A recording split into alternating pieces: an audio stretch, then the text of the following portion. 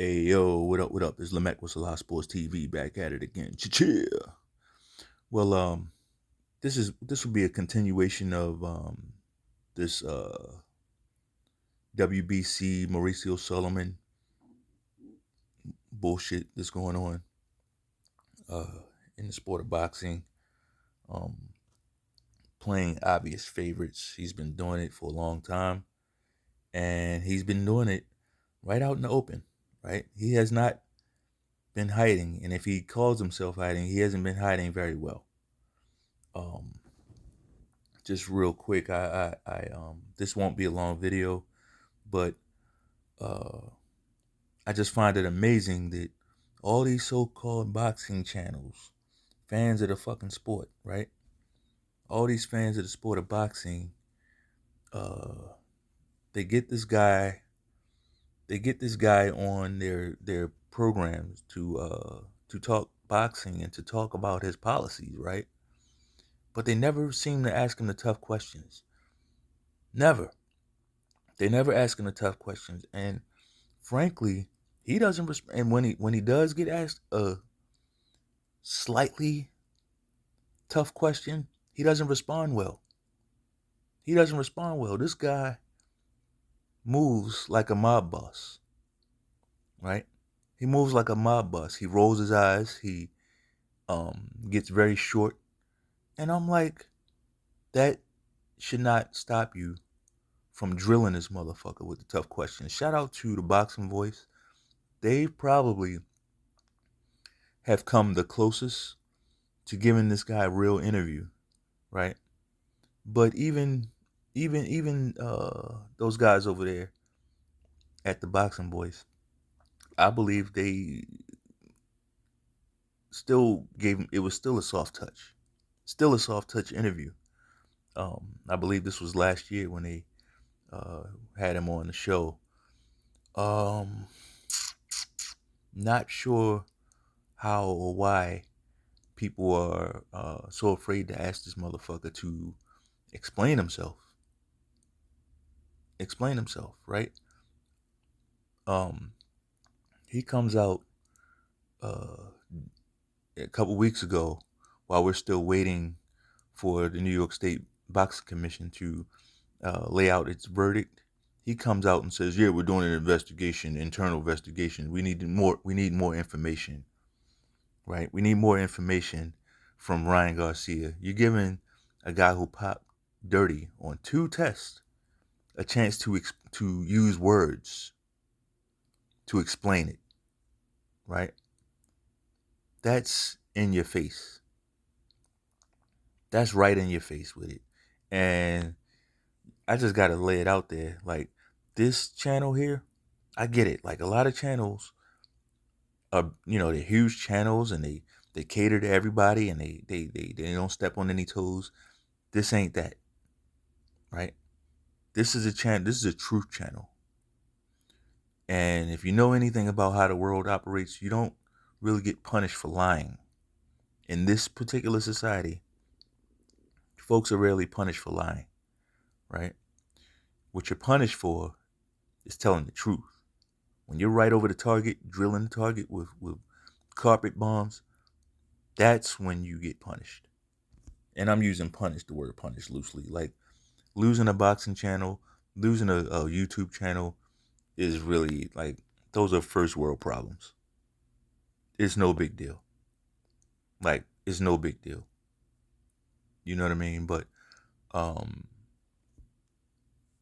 it's pretty amazing. Um, that's going on, and yes, it's some shit like right out of a fucking comic book. Right out of a fucking comic book. You know, you got Eddie Hearn as Two-Face. Now listen. Eddie Hearn is a businessman. I think Eddie Hearn personally is the best promoter in boxing. I mean, aside from Turkey, Mr. Turkey Al-Alshikh, aside from him, like Eddie Hearn, I believe he cares about the sport of boxing, but he also has to turn a profit, right? He also has to turn a profit. So I don't really blame Eddie Hearn for the whole purse bid in regards to Devin Haney having to face or being ordered to face Sandor Martin, um, the Spaniard. I don't really blame Eddie Hearn for that because Devin Haney, the Haneys in particular, they've been very smart. They've been very wise and crafty in the boardroom, and in particular, remaining free agents. They've done a good job of remaining free agents and negotiating the best deal for them, wherever it is. They've done a great job of that. Well, here's the downside to that, right?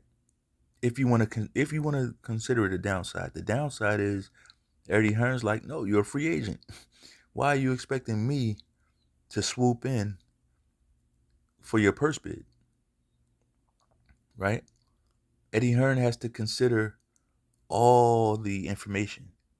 The fact of the matter is, we did watch Devin Haney have a very brutal fight, his last fight, where he touched the canvas a few times. He touched the canvas a few times like we've never seen that. We know what happened. We know why it happened. We know all of that. But you can't get the toothpaste back in the fucking tube, right? Once it's out, it's out. Yes, he still has his O, but that's technical. That's a technicality. In the eyes of the people, that thing is there until he makes it go away, and you make that go away in the ring. So Eddie Hearn, like he's a savvy businessman. I don't fault him for it. I get it. I'm a businessman. I get it. But there's still the fact that uh he made the move. It was very shrewd, right? It was very shrewd to not make a bid at all on that fight. No bid. After wanted he's the one that suggested Devin Haney should fight Sandor Martin. But before we even go off on that, why is the WBC forcing or trying to rush him, Devin Haney, into a Sandor Martin fight with all this cheating shit going on? All this bullshit cheating going on, like everything's still up in the air, cloudy, and they ordered him to fight another guy to defend his title, right? You had him in there in a WBC sanctioned fight.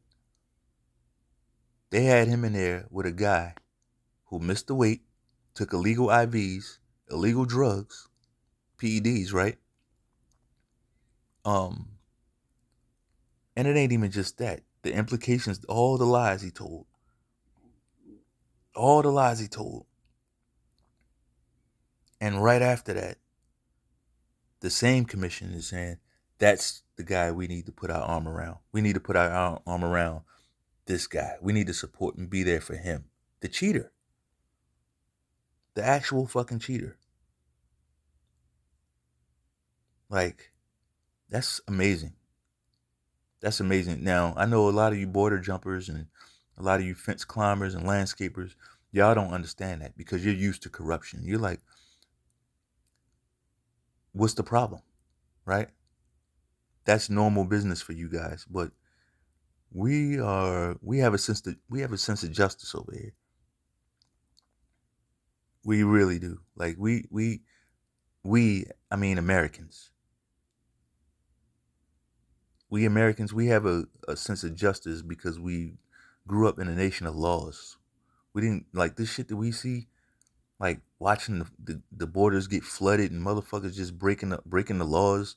That's traumatizing for a lot of people. And they have cocksuckers talking about, yeah, we're taking over, SA, yeah, we're taking over. Like, y'all don't know what you're doing. Number one, you're not taking over shit, okay? Only thing you're doing is pissing a lot of people off. You're pissing a lot of people off, and when that shoe drops, you'll know that you ain't took over nothing. But that's another story for another video. The point is, this shit is not okay. All this open air cheating. Very, very, very disappointed. It's not just you border jumpers. It's not just you. It's a lot of people that look kind of like me on the same thing. But that what they're doing is coming from more of a homosexual angle. Yeah. I'm gonna just go ahead and say it. Like, we tell the truth over here. What they're doing is coming from more of a homosexual angle. Why do I say that? I guarantee you, any black person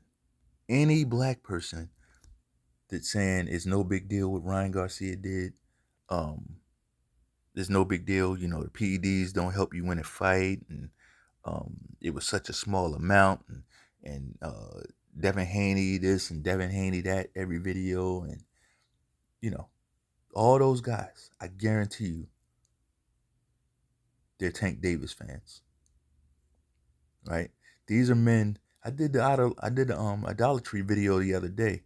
These are men who idolize a guy so much that they will have him legitimize cheating, right? That guy, he legitimized, and he gets to put a battery in their pack and say, nah, Ryan didn't cheat, which basically is saying cheating is no big deal because VADA did the test. There was VADA testing, right? There was VADA testing. And nobody questioned VADA before. Nobody questioned VADA. VADA was accepted all up until this cocksucker got caught. And now VADA, this conspiracy theory about VADA. VADA must sue this guy. The Paul family, the Paul brothers, they must sue this guy. Devin Haney must sue this guy. All the companies he lied about and saying it was cross-contamination, they must sue him. Right? But back to you Tank Davis cocksuckers. Like, the only reason you're siding with this guy is because you love Tank Davis, a guy that you don't know, but you love him so much that you will attack his perceived enemy. Devin Haney and Tank Davis are not enemies. They're boxing rivals. They're not enemies. If you think they're enemies, you probably need to increase your eye level and get a little bit more altitude. They're not enemies. In the grand scheme of things, they're pawns. Right? But that is it's sad, actually. Sad. That means like you guys are so tethered to a guy, to a man. You are so tethered to a man that you don't know that when he jumps off the cliff and does something stupid, say something stupid, you feel compelled to do the same thing. That's taking idolatry to the next level. It used to be a time where, you know, men, they had fighters that they respect, but if you see that fighter doing something stupid, it's like you call it out. You see him saying something wrong or saying something egregiously fucking dumb, you call that shit out. And if we're in a world where men won't do that, man, this is a very dangerous time. This is a time for Batman.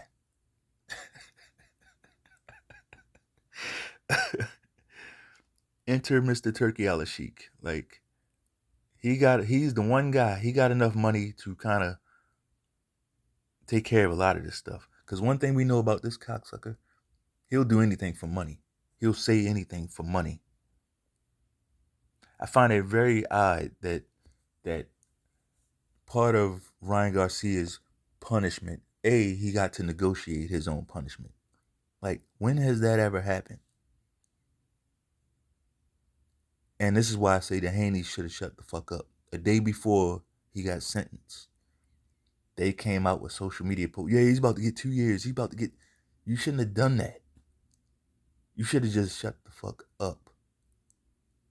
When you did that, you gave this fucking joker here a heads up, and he went and started negotiating with those guys. Where if you wouldn't have said nothing, they probably would have just nailed him. Right? They probably would have just nailed him. It's a time, like 90% of the time, men need to be stoic out here. Stop telling people what you're gonna do. Stop broadcasting your fucking moves. If you want to win. If you want to win, you don't broadcast your moves. You're taking away a whole weapon when you do that. What weapon is that? The element of surprise. The element of surprise. When you do that, when they did that, he immediately went over and started negotiating. He's been playing the game the whole time.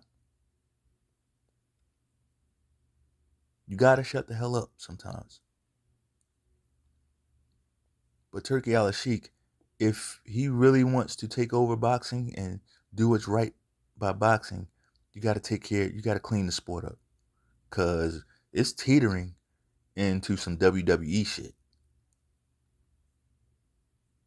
It's really teetering into WWE where everything's contrived, everything's fixed, everything's staged.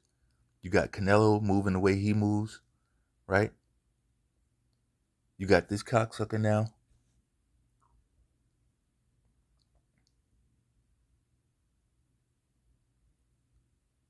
You got this guy over here just being openly corrupt.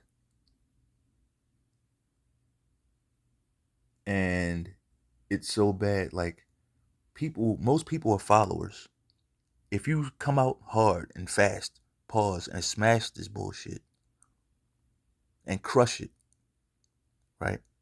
People would get the message. But when you come out with this